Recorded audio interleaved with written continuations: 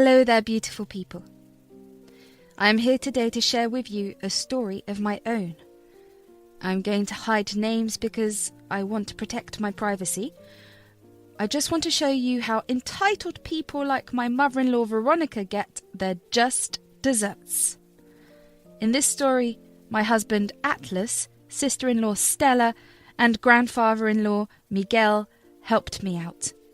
I truly appreciate the fact that I got such amazing in-laws. I grew up an orphan. I bounced around foster homes, most of where I was treated like shit. My quest to find love and happiness was the only reason that I'm still alive today. When I turned 18, I was kicked out of my foster home and had to go to a homeless shelter. From there, I got my first job as a cleaner. I did complete school but didn't have the means to go to college. When I suddenly found myself starving and homeless, I was forced to take whatever job I got.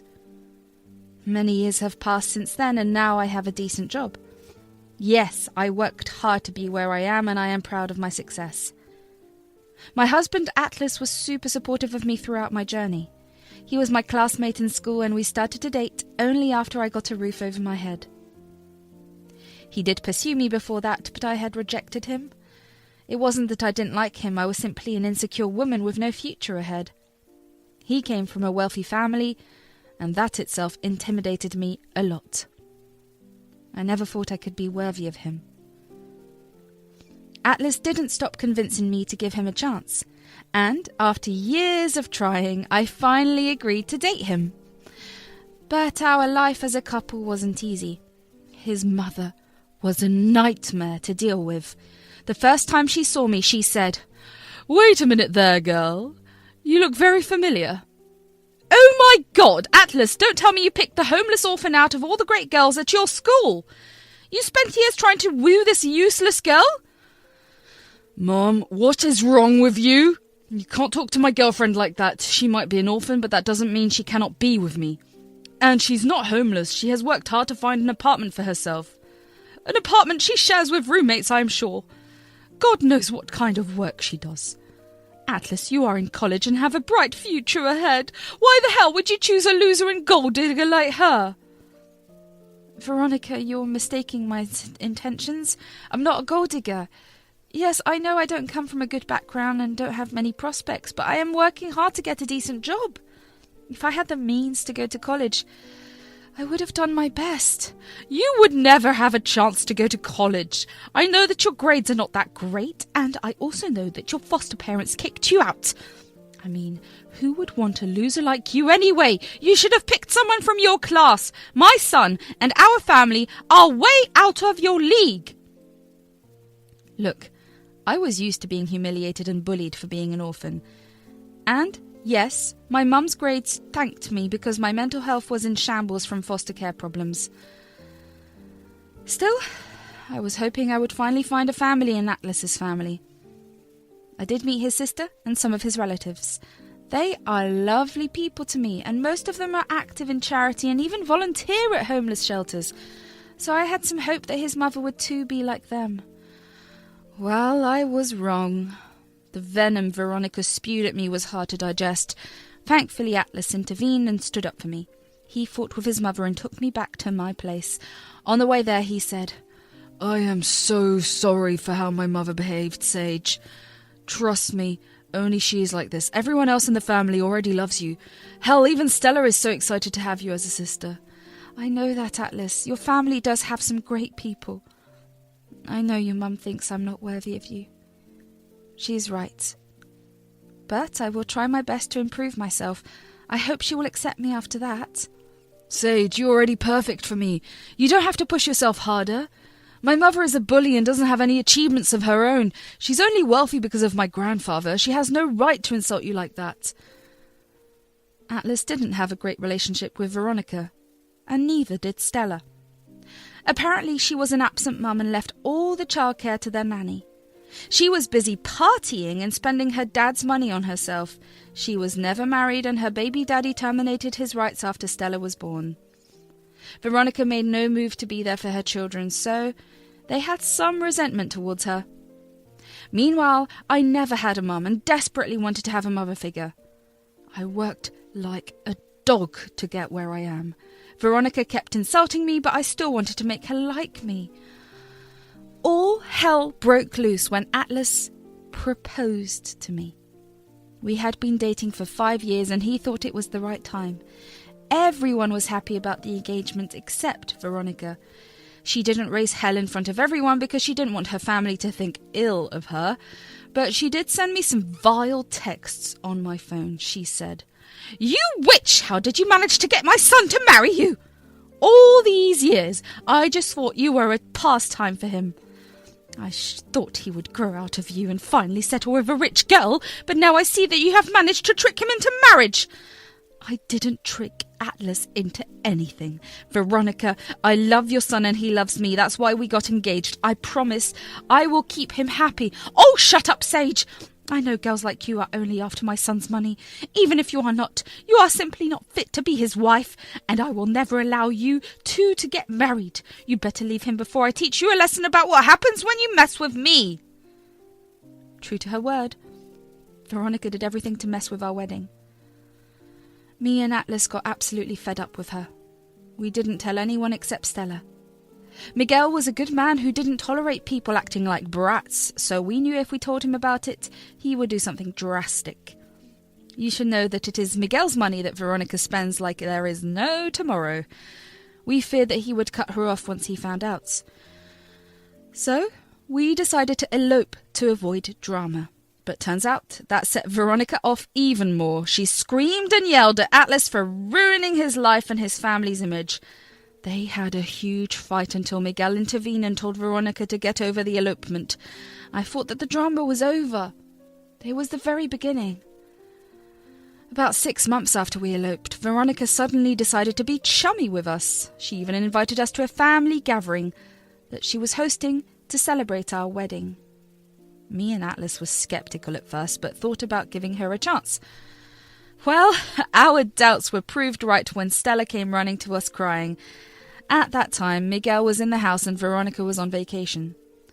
Stella said, "Guys, look at what Mum is saying. Oh my God, I can't believe she has been arranging the family gathering for this."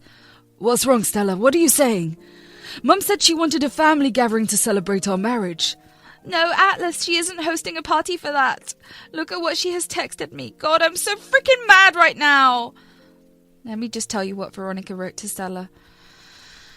"My mother-in-law found out that I used to work as a cleaner. She planned to use this as an excuse to belittle and make fun of me. She arranged the gathering so that everyone would pile on me and humiliate me. She was convinced that everyone would find me disgusting.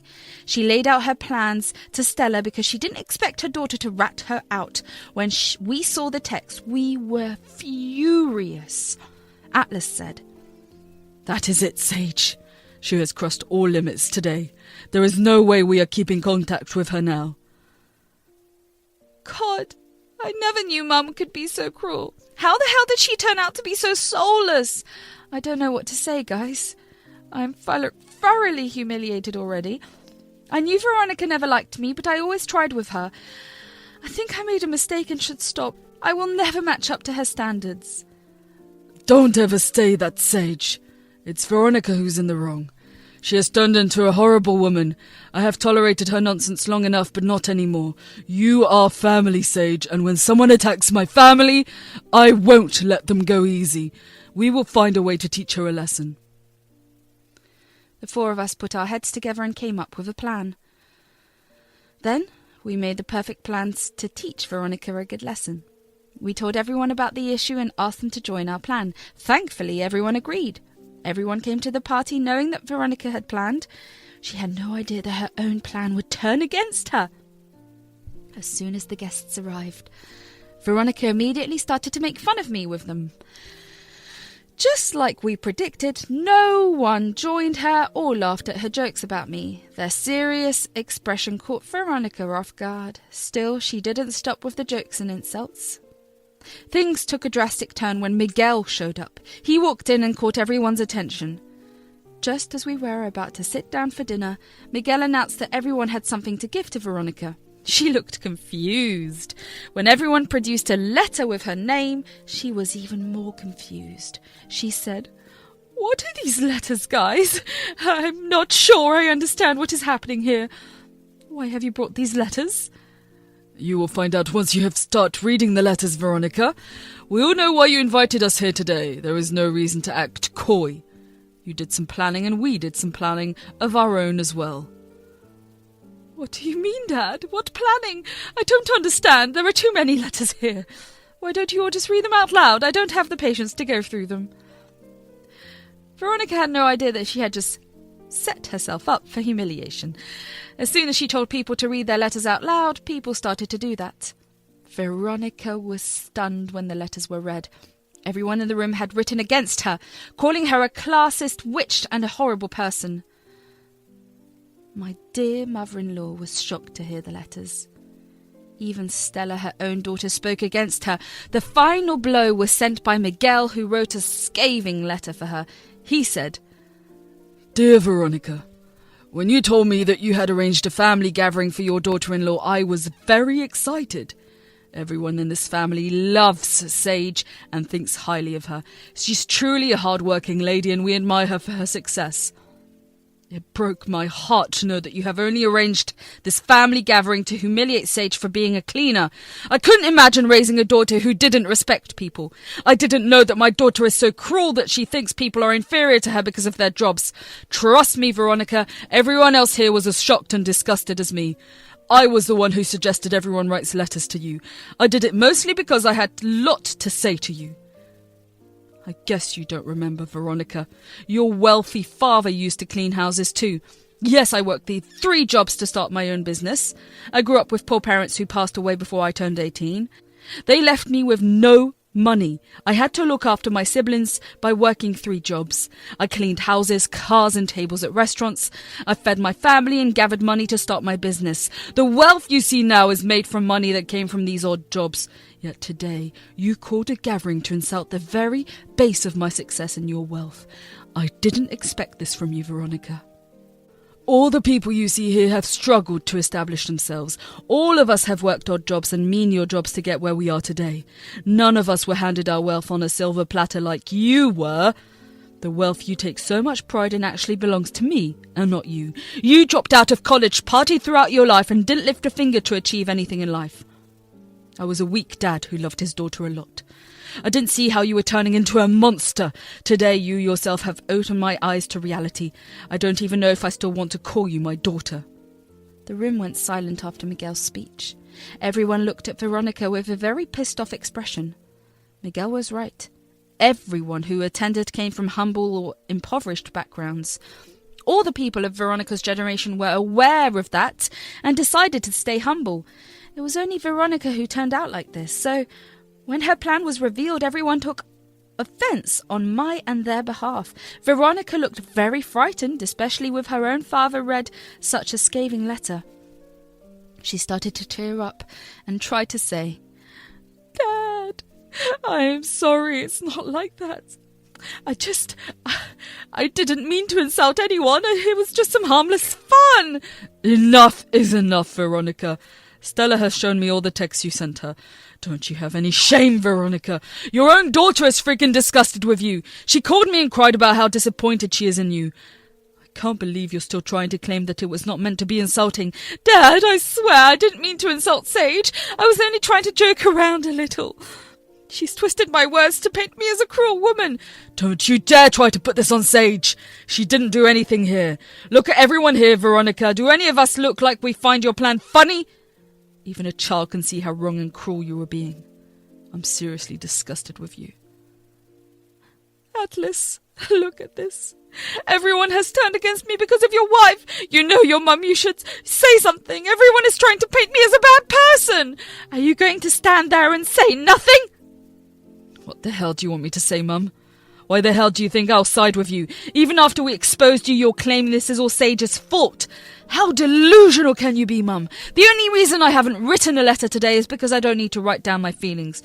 I'm perfectly capable of speaking my mind after what you have done. Veronica was, again, pretty stunned by the fact that no matter what she said and did, everyone was still blaming her. That's when she knew that trying to act like an innocent woman wouldn't be beneficial to her anymore. So she turned on me instead. She cried and said, "You witch! You have influenced everyone against me! I know this is all your plan. You didn't want anyone to find out about your gold-digging ways, so you decided to make me the bad guy. I know what people like you are capable of."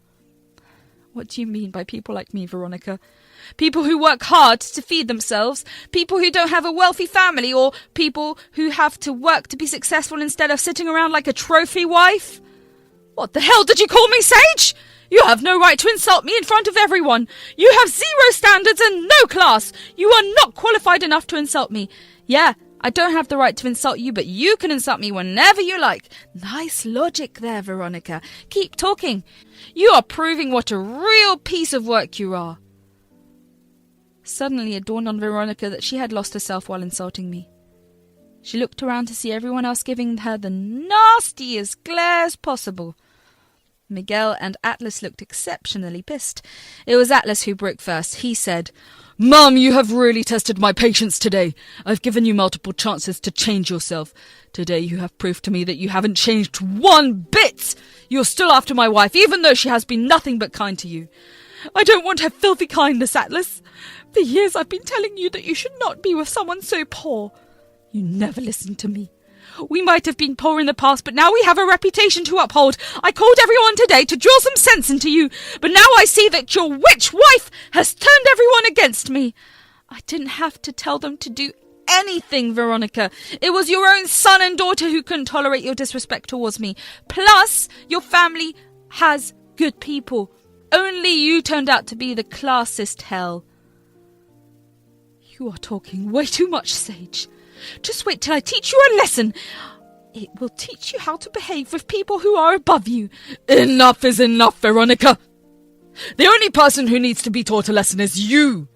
All these years I worked hard to give you a good life, but now I regret not being more stern with you. You have turned into a horrible woman and need to face consequences, and I have the perfect punishment for you.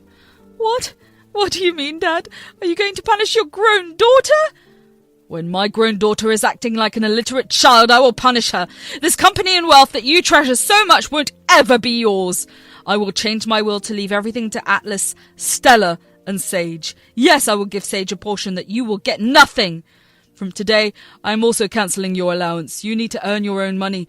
Enough of you acting like an entitled brat. No.